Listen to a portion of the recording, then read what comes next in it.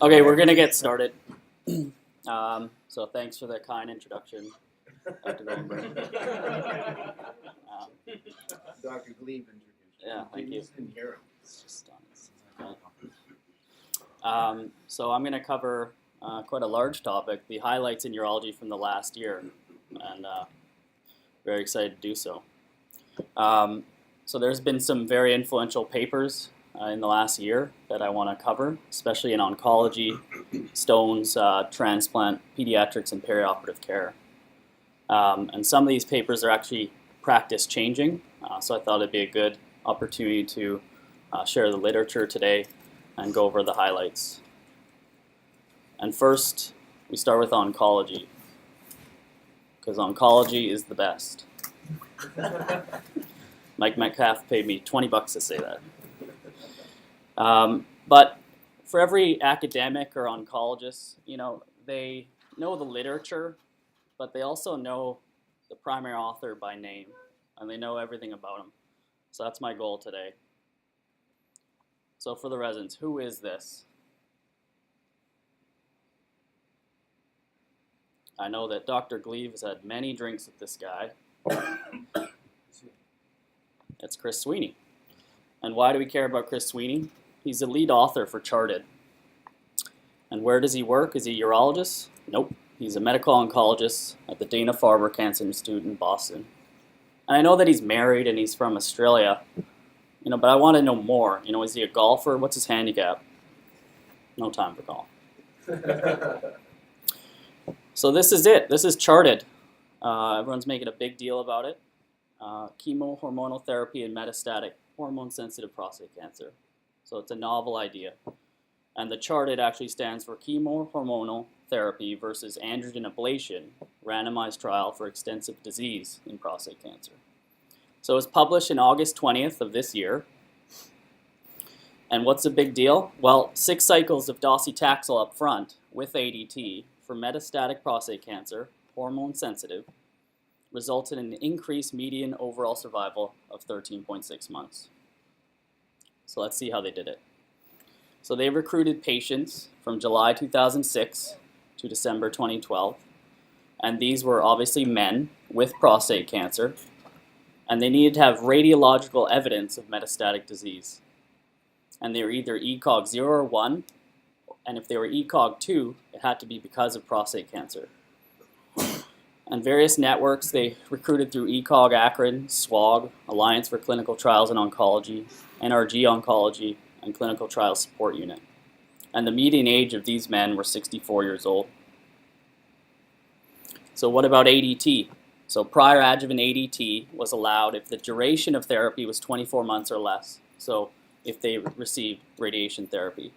And progression had occurred more than 12 months after completion of therapy, trying to weed out those that are possibly CRPC. And patients who were receiving ADT for metastatic disease were eligible if there was no evidence of progression and treatment had commenced within 120 days before randomization. So this is emphasizing that the docetaxel has to be given in a timely manner up front at the start of ADT so that it doesn't progress over a period of time. So notable patient characteristics. Almost all of them were white males. 70% had excellent performance status. Nearly 2/3 had high volume disease, and they defined this as visceral mets, or greater than 4 bony lesions, and one of them outside the skeleton or pelvis, the spine or pelvis. Not surprisingly, 60% of these men had Gleason 8 or higher, and 73% never underwent curative therapy. So the intervention. So 790 patients were randomized 1-to-1 to 2 arms. The first arm being 6 cycles of docetaxel, 75 milligrams per meter squared body surface area, and the cycles were every 3 weeks, plus ADT versus ADT alone, which would be standard of care. Median duration of the follow-up was 28.9 months, and there were many stratifications, age, ECOG, prior ADT, but the most notable from this study was the extent of metastasis. And as I said before, 4 bone lesions, visceral mets, and one of them had to be beyond the vertebral bodies or pelvis. all patients got calcium and vitamin D as well. So these are the endpoints. The primary endpoint being median overall survival, and the study would have 80% power to detect a 33.3% difference in median overall survival between the two groups. The secondary endpoints was PSA less than 0.2 at 6 months and 12 months, and time to CRPC, time to clinical progression. So let's just see the primary endpoint and what the big deal is all about. So it's pretty dramatic. The combination group of ADT and docetaxel, on average, or the median overall survival, was 57.6 months compared to men, just ADT alone, 44 months. And the hazard ratio for death was 0.61 in the combination group. And if you see here, the two groups are almost equivalent at a year, and then they have, clear separation and no overlap from then on. So there has to be something about the docetaxel up front, along with the ADT, as kind of a synergy, as Dr. Gleave would say, that maybe alters the progression of this horrible disease. The secondary endpoints, all superior in the combination group. So PSA less than 0.2 at 6 months, roughly a third of the men in the combination group. PSA at 12 months, less than 0.2, 27.7%. Time to CRPC, 20.2 versus 11.7 months. And I highlight, in the yellow, that half of these men received docetaxel once they progressed to CRPC, because that's standard of care. And another 100 of these men got Enza or Abi. So it's not like they were just left on ADT. And this is important here, time to clinical progression. We talked about the difference in the two groups of 13.6 months. And this is roughly the same. So maybe the combination therapy just delays the progression. And once you progress, all men kind of die at the same rate. But it's this delay in progression with the docetaxel that maybe alters the pathologic course. So this is just highlighting here that, after a year, once, half the men became, or the median men became CRPC, they received docetaxel or the standard of care at the time, Abi or Enza. And I talked about how 2/3 of these men had high volume mets, visceral mets, greater than 4 bony lesions, 1 outside of the bony pelvis or vertebral bodies. And the response was dramatic. They survived on median overall survival of 49.2 months versus 32.2 for the ADT alone group. So what costs? What were the adverse events? Most of them had to do with neutropenia and the complications of neutropenia. There was 1 sudden death at home. Not many details were shared in the paper, but they thought it may have been related to the docetaxel. But for the most part, the grade 3 and 4 events, which grade 3 events are severe or medically significant but not immediately life-threatening, and grade 4 events are life-threatening, needing urgent intervention, were related to the neutropenias. And it was up to the physician's discretion to prescribe a growth factor like GCSF or Neupogen to boost their response while they're infected. So was this expected? Where was the groundwork laid to perhaps predict this? Well, if you go back to 2005 and in the prostate cancer, Bernie Eigel and Dr. Gleave showed in mouse models, laboratory models, that combination up front did lead to overall survival. The square group received paclitaxel up front and then androgen deprivation. The group in the middle, standard of care, androgen deprivation, and then paclitaxel. And then this combination group, in combination, not sequence, survived much longer. And another big trial right now is a Stampede trial. It's a multi-center, multi-arm trial in the UK, looking at men with locally advanced high-risk prostate cancer and metastatic prostate cancer. It is a large trial involving almost 3,000 men, and Nick James at the ASCO in 2015 presented their preliminary data showing that there is a survival benefit of standard of care, which is ADT, and standard of care plus docetaxel. Their men are living a bit longer than the all metastatic men in the charted study, but it does show proof that docetaxel up front may be beneficial and is likely beneficial. So what are we going to take home from charted? So 6 cycles of docetaxel at the beginning of ADT for metastatic, hormone-sensitive prostate cancer resulted in increased median overall survival of 13.6 months. Well tolerated, and there's a large trial in the UK, Stampede, that supports this data. Okay, who is this chap? Bit more obscure, but he's Thomas Powles. He's a medical oncologist, and he leads the GU Cancer Group at Bart's Cancer Institute. He published in Nature for anti-PD-L1 and bladder cancer. And I was counting on Dr. Black or Dr. Gleave being here today, because they would probably know these.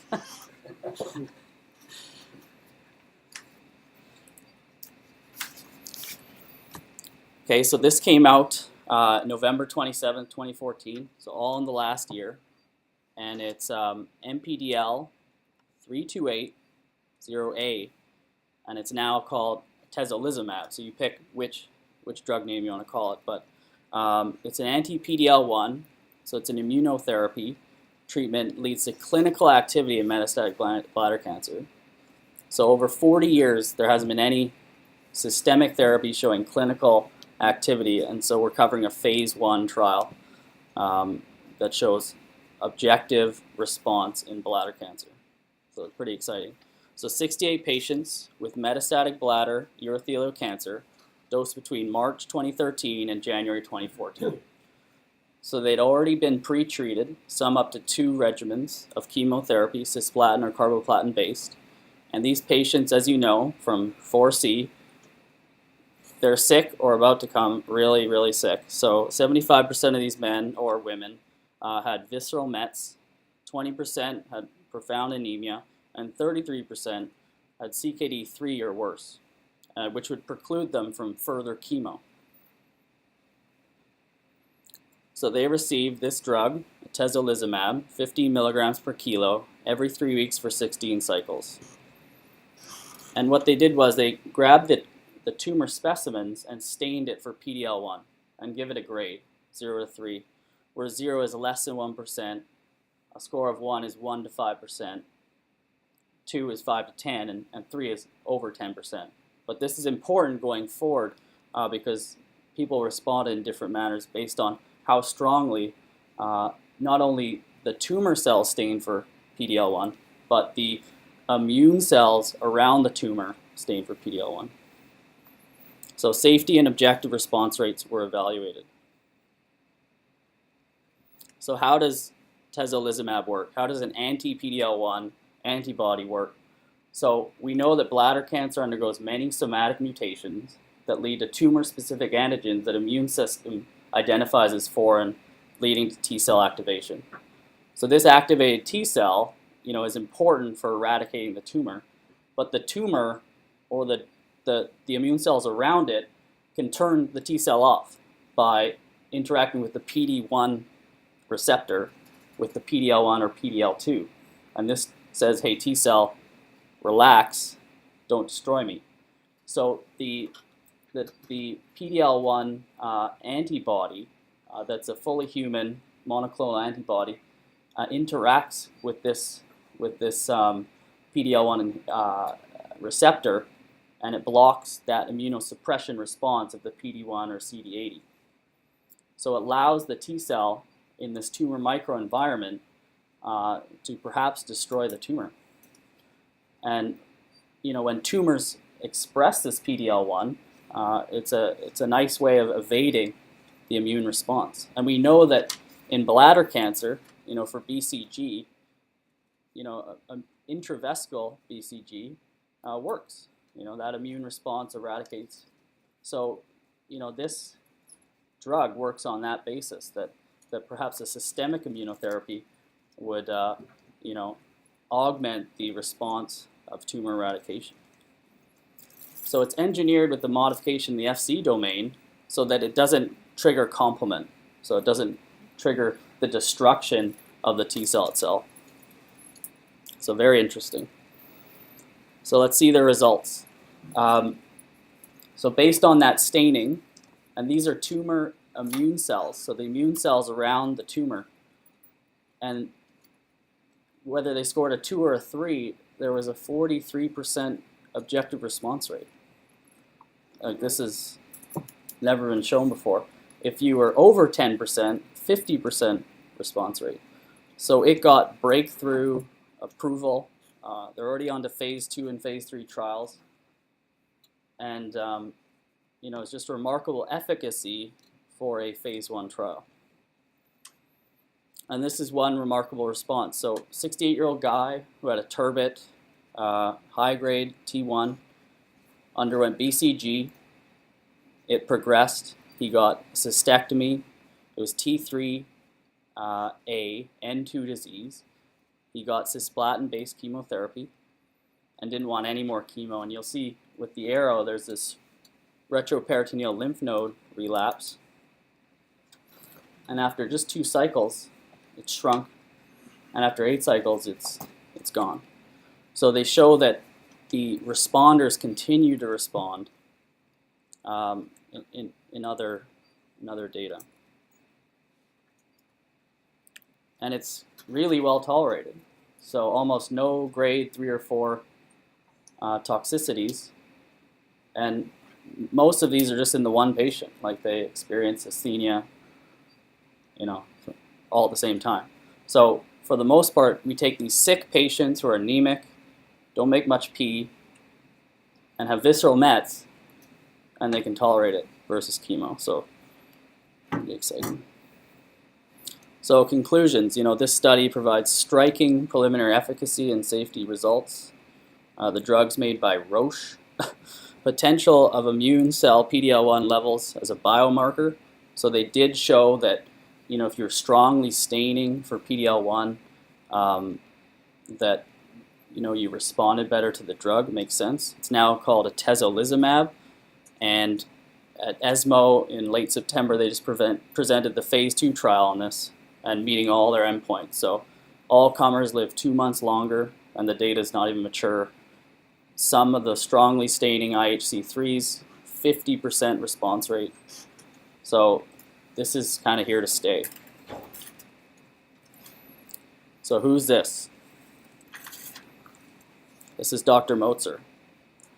He's a GU medical oncologist at MSK, and he's the lead author for Nivolumab for metastatic renal cell carcinoma. And so Nivolumab is a checkpoint inhibitor. Shu Akamatsu covered this trial a bit last year, but it's a phase 2 trial published in last December, and it's a blinded, randomized, multi-center phase 2 trial, 168 patients with clear cell metastatic renal cell carcinoma, previously treated with antiogenic therapy, so VEGF pathway inhibitor. 3 arms, and it was a dose trial testing 0.3, 2, and 10, and just seeing the response. Primary endpoint was progression-free survival. And secondary endpoint was objective response rate, overall survival, and safety.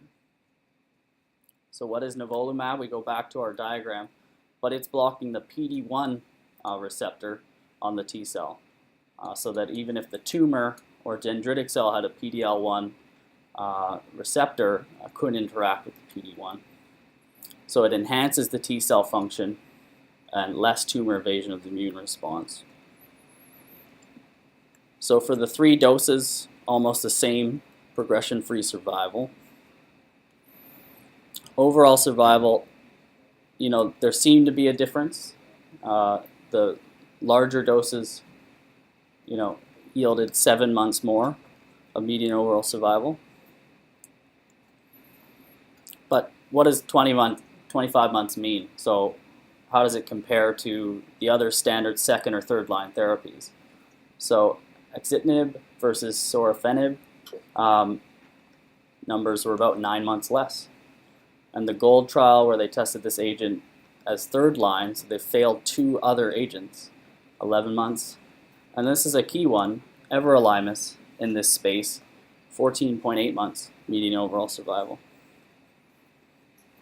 So safety and adverse events. So there was just last week or 2 weeks ago there was a New England paper. Is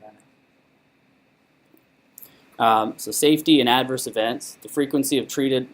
This is all in the last year. It's all I'll highlight. So frequency of treated related adverse events was similar across the groups. 11% experienced a grade 3 to 4 event. Fatigue was the most common adverse event. 5% got hepatotoxicity, causing a rise in AST/ALT, and no treatment-related deaths. So again, extremely well tolerated. So Dr. So and Dr. Motzer, you didn't hear. Yep.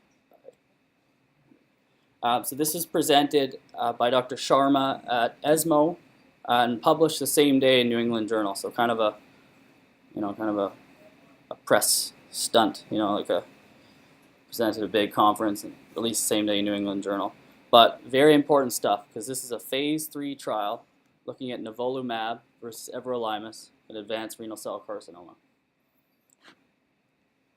So 821 patients with metastatic clear cell who had received 1 or 2 previous treatments. So there's nothing in the space. So they're just dying for a new medication, new agent, and this is nivolumab. So they compared nivolumab with everolimus, and they chose 3 milligrams per kilo every 2 weeks. And if you remember, that's between the 2 and the 10, and 3 had good efficacy in the phase 1 data. Primary endpoint was overall survival, and the secondary endpoint included the objective response rate and safety. So this is the primary endpoint, median overall survival, and it was superior to everolimus by 5.4 months. And the objective response rate was greater with nivolumab than everolimus. So 25% of the patients had an objective response versus 5% for everolimus. And this was met superiority. So looking at the breakdown here, overall nivolumab is better, and this MSK-CC prognostic score, which is a score for hypercalcemia, anemia, and performance status, would suggest possibly that these patients do better, or maybe tolerate the medicine better. So all across the board, it looks like nivolumab is superior. And a hazard ratio for death of any cause was 0.73, nivolumab versus everolimus. The progression-free survival is similar, but they noticed that the curve at the bottom after 6 months separates. So they did an ad hoc analysis showing that the median overall survival of those patients was about 4 months more, so not too significant.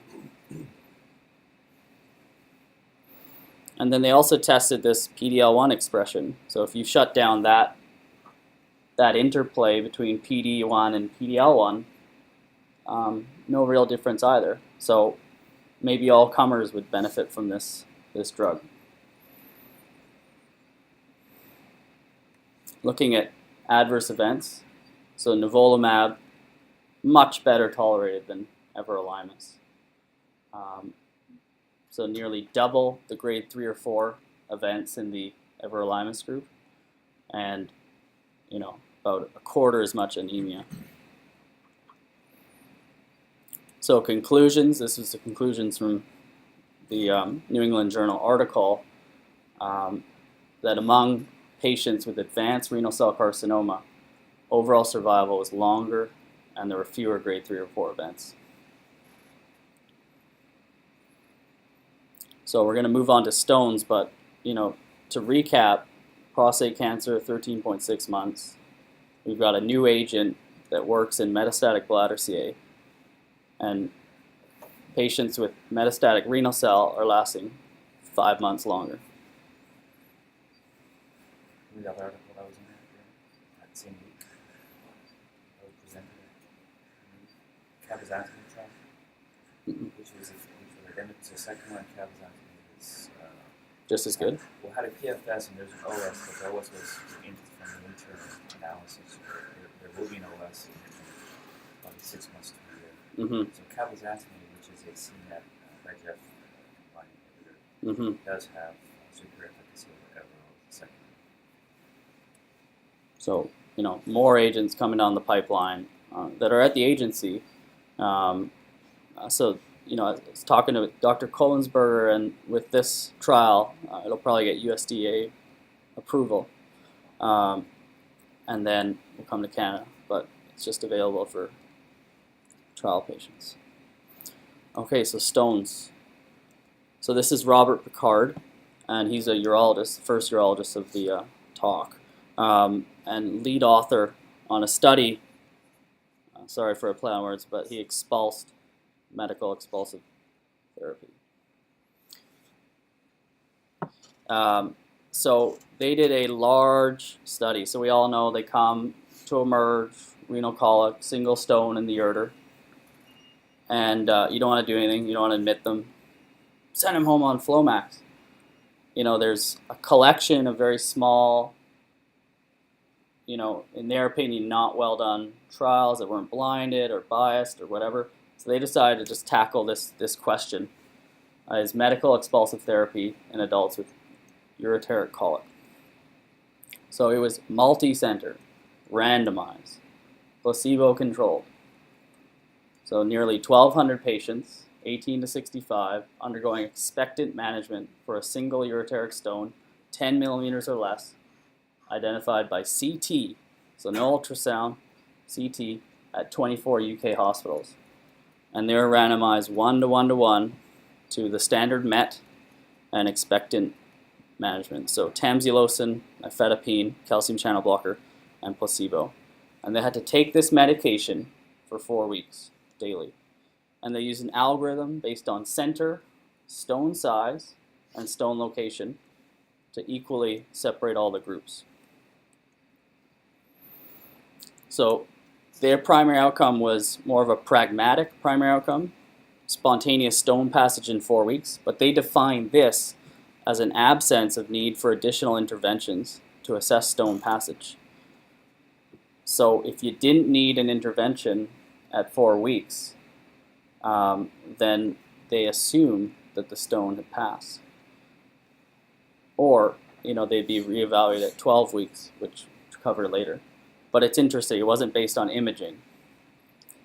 And secondary, they looked at pain. So if you're on MET, do you have better pain at least? Time to stone passage, health status, and safety.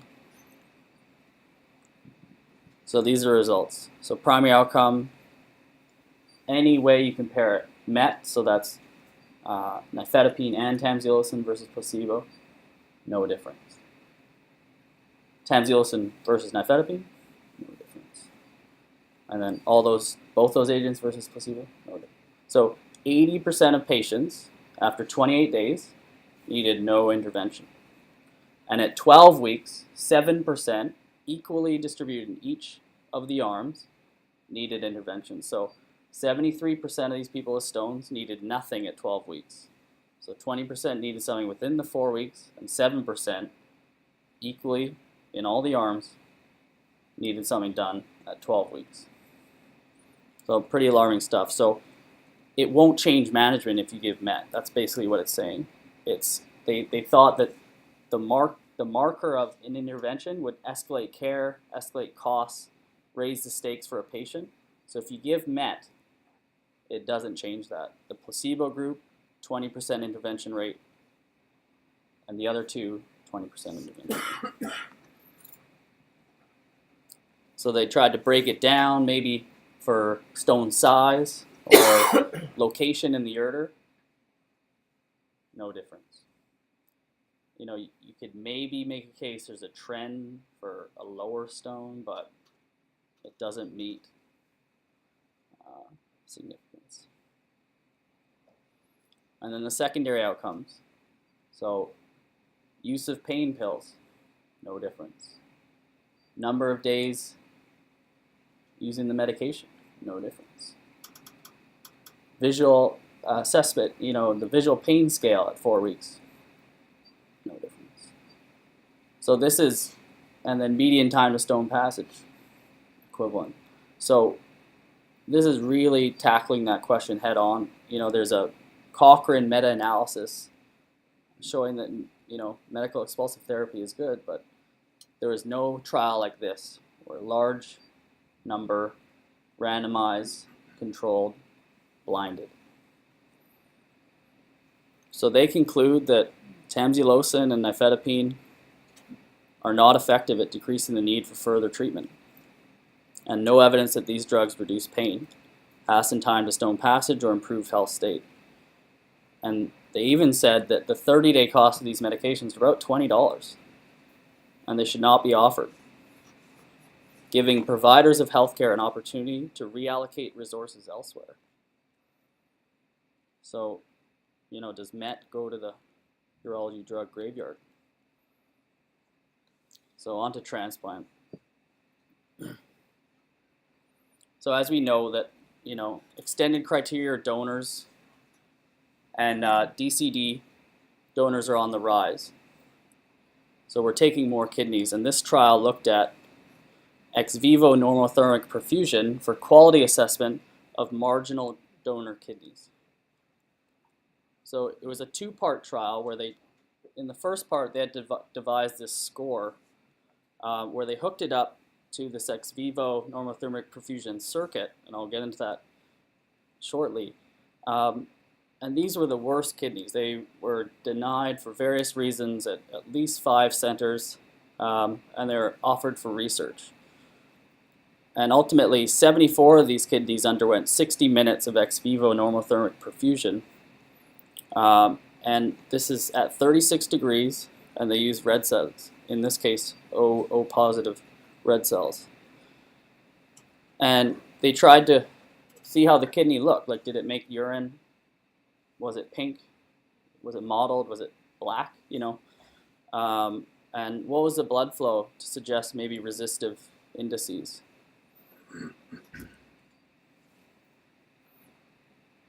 So why were these kidneys shut down? So I tried to figure out, you know, what was related to patient factors like hypertension, diabetes, obesity, or old age, or even histology. Like, say there's lots of scar on a biopsy. And the others were, you know, sort of subjective, like inadequate in situ perfusion, technical related issues, you know, issues with when they hooked it into the cold pump, prolonged ischemia.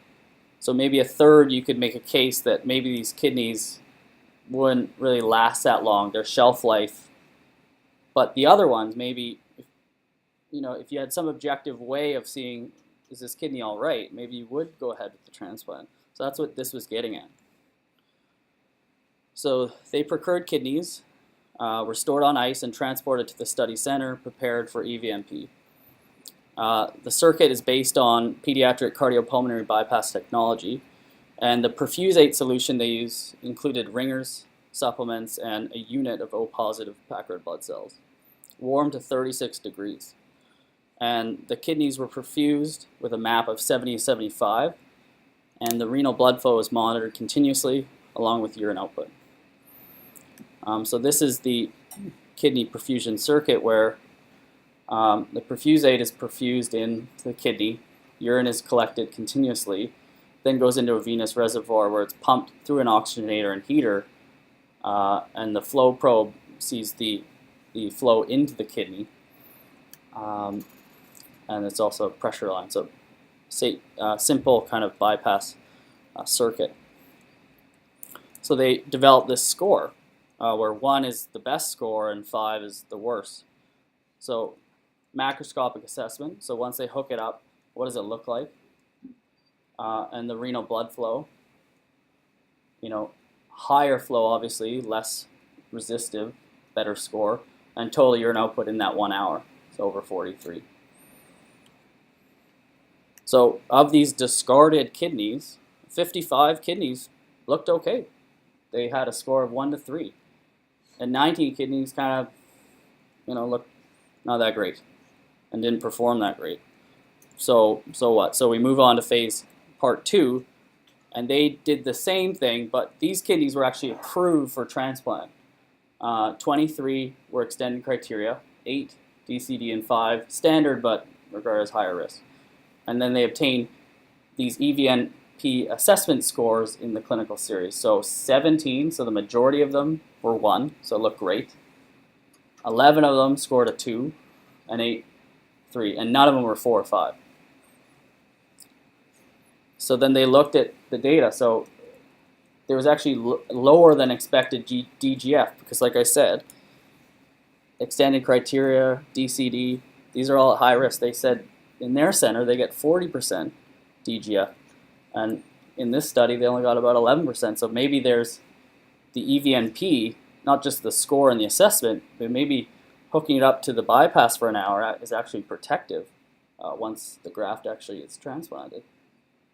And then they looked at creatinine at a year, and there was maybe a correlation.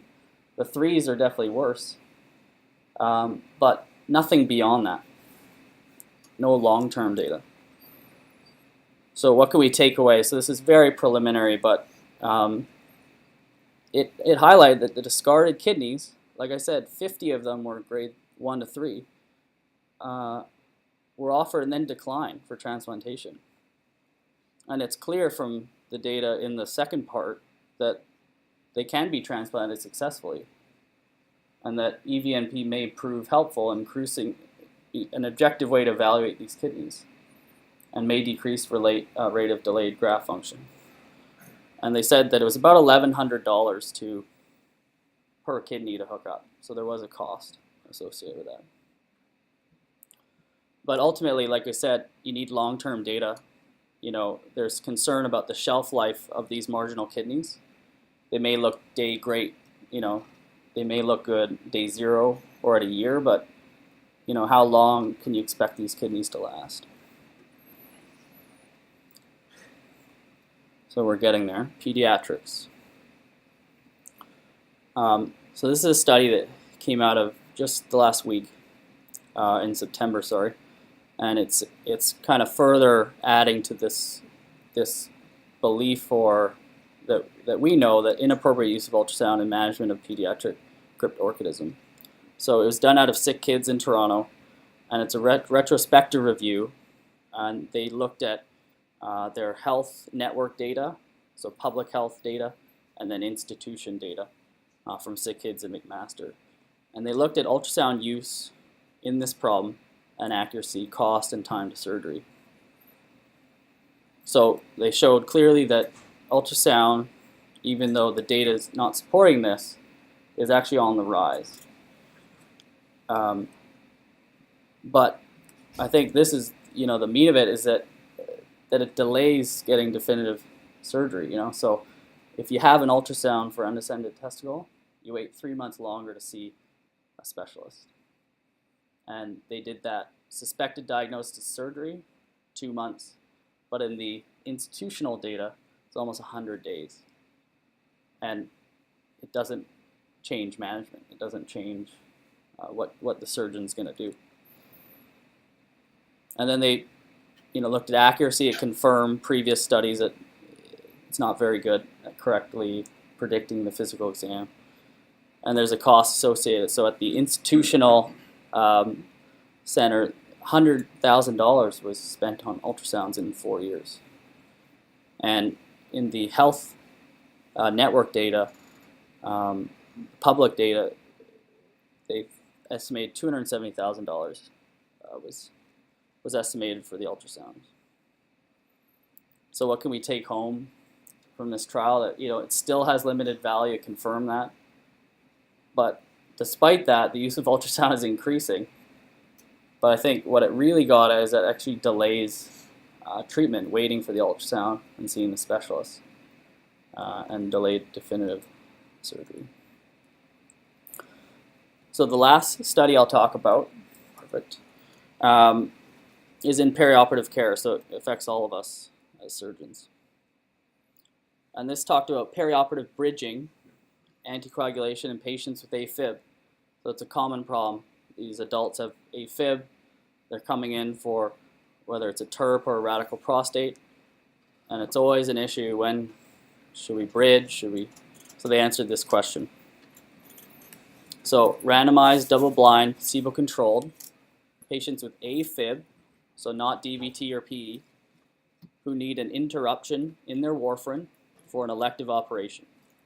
So 2 arms, dalteparin versus a matching placebo, administered 3 days before the procedure up until 24 hours before, and then 5 to 10 after until they're back on their warfarin.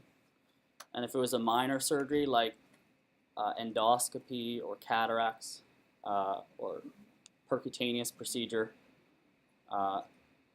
they then started on their bridging, full dose, 12 to 24 hours after. And if it was anything else, like major pelvic surgery, abdominal surgery, 24 to 48 hours.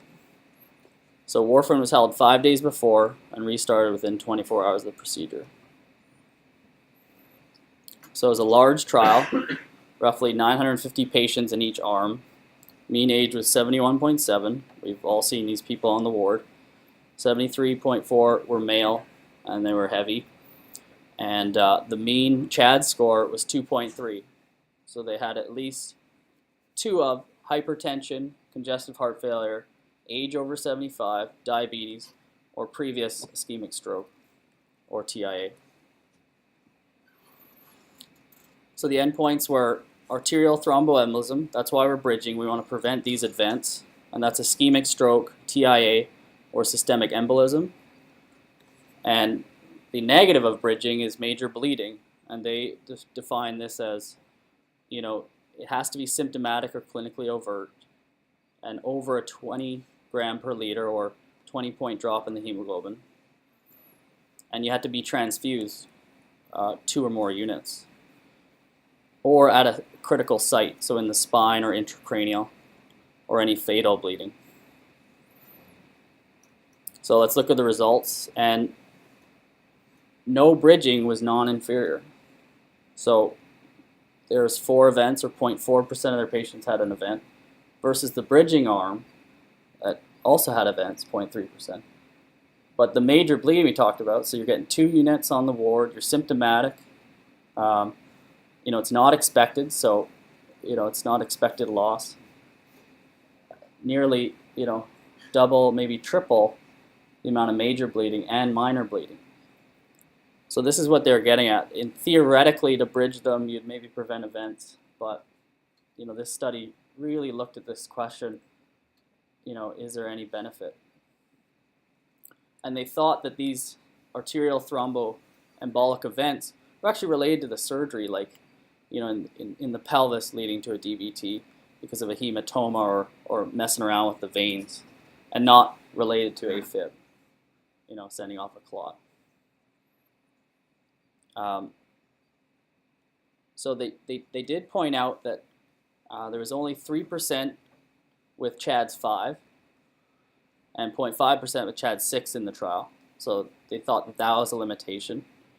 But they thought that the patients actually met, the kind of population for your bread and butter coming in for a surgery, stop your warfarin, going home.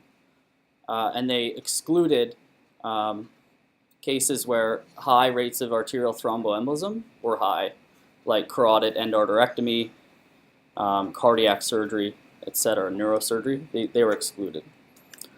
But for your bread and butter patient with a CHADS 2 to 3, they felt that you could safely hold their warfarin without bridging.